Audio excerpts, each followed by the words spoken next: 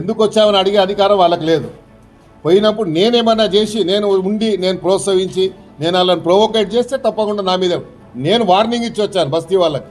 మీరు పొరపాటున కూడా చేయి పెట్టొద్దు, వాళ్ళకి అధికారం లేదు, మనం చెప్తాము, ఎక్కడ చెప్పాలో అక్కడ చెప్తామని చెప్పాను. రైట్ ఫోరంలో చెప్తానని చెప్పాను. ఆపిచ్చి నేనే వచ్చాను. ఇన్స్పెక్టర్ కూడా విట్నెస్ రికార్డు కూడా చేశారు వాళ్ళు కూడా. అవన్నీ తెలుసుకోకుండా సోమోటో కింద కేసు పెట్టారు. కాబట్టి ఇది వ్యక్తిగతంగా పోతున్నది ఇష్యూ. కాబట్టి వ్యక్తిగతంగా ఎంత తీసుకున్నా పర్లేదు. ఇలాంటి ఆఫీసర్ చాలా చూశాను నేను. ఇంకా దీని ఎన్ని కాన్సిక్వెన్సెస్ ఏదున్నా ఎదురిచ్చేవాడిని నేను. గుండె ధైర్యంతో ఎమ్మెల్యే వచ్చినని ఎల్లయ్యగాడు మల్లయ్యగాడు గెలిపిస్తే రాలేదు. ఇట్లా ఉంటే చాలా మందిని చూసినాం. మా సమస్యల పరిష్కారం కావాలి.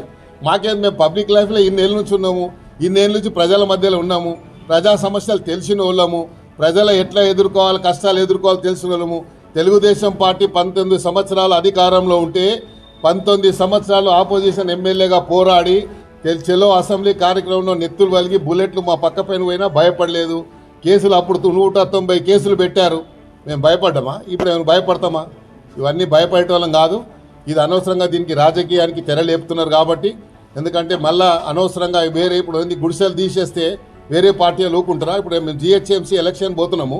ఎలక్షన్ల ముందు ఇలాంటి పనులు చేస్తే ప్రజల దగ్గరికి ఏం ముఖం పెట్టుకొని పోతాం మేము? ఎలక్షన్లో మాకు ఓటేయమని చెప్పి గుడిసెలలో నువ్వు ఏళ్ళు పెట్టొద్దు. నువ్వు నాలా మీద ఉంటే తీసేయి. ముఖ్యమంత్రి గారు నీకు అధికారం ఇచ్చాడు. ఎవరైనా ప్రభుత్వ స్థలం మీద కబ్జా ఉంటే నీకు కంప్లైంట్ వస్తే తీసేయి, నీకు అధికారం ఇచ్చాడు. లేదా ఇట్లా పార్కులలో కబ్జా చేస్తే తీసేయి, నీకు అధికారం ఇచ్చారు. కానీ గుడిసెలు ఉండొద్దు, ఈడ అంటరానోళ్ళు ఉండొద్దు, ఈడ ఎస్టీలు ఉండొద్దు, ఎస్సీలు ఉండదు, మాలలు ఉండొద్దు, మాదిగలు ఉండొద్దు అని చెప్పడానికి మీరెవరు? కాబట్టి ఇది ఎస్టీల బస్తీ, ఎస్టీల గురించి కేటాయించిన బస్తీ. వాళ్ళకు ప్రభుత్వ పరంగా గజెట్ ఇచ్చి వాళ్ళకు ఇయర్ మార్క్ చేసి ఫౌండేషన్ వేసి కాలమ్స్ వేసాయాడ. బిల్డింగ్స్ ఆల్రెడీ ఒక స్టేజ్కి వచ్చాయి. వచ్చిన తర్వాత బడ్జెట్ లేక అది ఆగింది. బడ్జెట్ లేక ఆగింది కాబట్టి బడ్జెట్ వస్తుంది. రేపు ముఖ్యమంత్రి గారు వచ్చిన తర్వాత బడ్జెట్ ఇచ్చి వాళ్ళకి దారి లేకుండా చేస్తున్నాం. మా ఆవేదన ఏంది, వాళ్ళకి దారి లేకుండా చేస్తున్నాం.